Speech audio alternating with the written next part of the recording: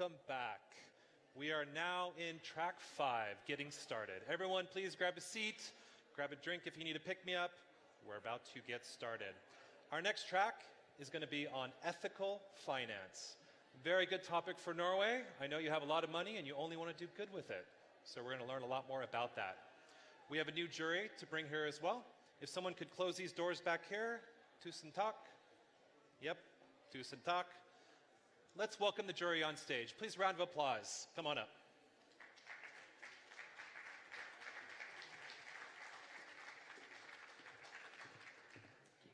So we have Will, Juanita, and Andreas. We're not going to let them give their own pitches because it's all about the founder pitch today. Of course, you can see their names there. You're welcome to Google and LinkedIn stalk them all you like and reach out to them. If any of them are investors, you definitely want to do some more stalking on them. So we're, in the sake of efficiency, another thing we love here in Norway, thank you for getting quiet, let's get right to the pitch. First pitch, please welcome to the stage, Fina.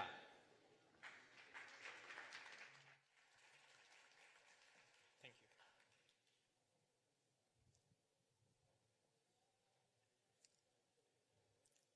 you. Did you know only 1/4 of the capital in the world is invested in sustainable and responsible companies? This is an interesting question and fact to know when you discover that 80% of investors nowadays are taking environmental, social, and governance factors into consideration before making any investment decision. Then why is the gap? Hello, my name is Hamed and I'm founder of Fina. This was the question we asked. We discovered that 60% of these investors are complaining about lack of data availability, quality, and coverage. Let me show you an example of what do they mean by this. Do you think Tesla is more sustainable or ExxonMobil? This might be an easy question for you here in Norway, one of Tesla's largest markets, but actually investors are having difficulty choosing between these two, funny enough.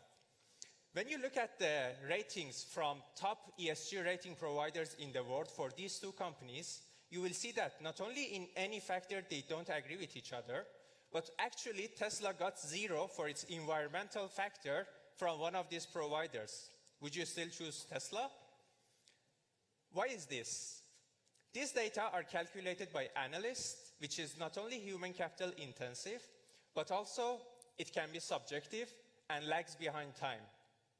So we asked investors what do they want, and here are their answers. They said they want real-time and hard facts about the companies. They want transparent scores, not subjective ones. And they want tools that would help them with the growing EU regulations and nationally. So that's exactly what we built into Finna. Finna provides real-time metrics of the companies with transparent and quantitative scores. Finna applies natural language processing on vast amount of data gathered from internet, companies, reports, NGOs, and news to extract these metrics. A task that would take 50 analysts a month to keep up to date with the growing number of data. We are launching our pilot in this fall for Nordic funds, small and medium funds, and our business model is simple subscription per user. All of this was possible thanks to our advisors and investors from business, marketing, and AI in top companies such as King. And of course, we could achieve a lot in the last 8 months because our team has a diverse background in finance, AI, and sustainability. We are still looking for more advisors and capital to reach more customers and markets. We believe that sustainable investments is key to tackle climate change, and data is the starting point of it. So trust in us, and we will prove to you that sustainability and data-driven sustainability will be the future. Thank you.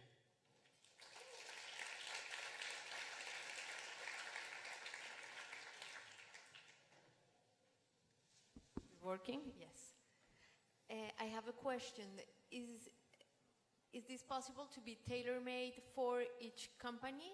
So for a company, for instance, it's more important certain criteria? I would love that question because that's exactly what is incorporated in Fina is the customizability. So each fund, each investor can specify their own metrics per industry that, for example, in shipping, we need these factors to be considered. In fashion and other factors. And they can tailor their own custom scores rather than subjective proprietary scores. Exactly. So how do you make sure you collect trustable and reliable data? That depends on our sources. We double check our sources. So sources coming from news, trusted news sources, NGOs, verified, and also companies their own report, which is as well verified and with accountants. Cool. The problem in this sector is specifically, or in impact investing, is not a data score, it's the lack of any kind of agreed consensus model around it. You're adding another score, it seems like, to the problem. I'm just wondering how you feel about that. Yeah, so we are not adding any score. We actually provide the hard facts and ability to the investors that they can create their own scores, because at the end they need some decision metric. Okay, this shipping company has this much emission per mileage per vessel, so I will most likely to invest in this rather than another one. So we provide them with the hard facts, something that's missing in the market, and more than 15, 16 ESG rating provider, they are providing ratings, which most of the time is proprietary, and sometimes they doesn't make sense, as you saw. Okay, so we want to tackle that problem. Go ahead. Okay, thank you. All right, that's all you get. Wonderful. Thank you. All right. The jury already bringing the tough but smart questions out. Let's see what we have next.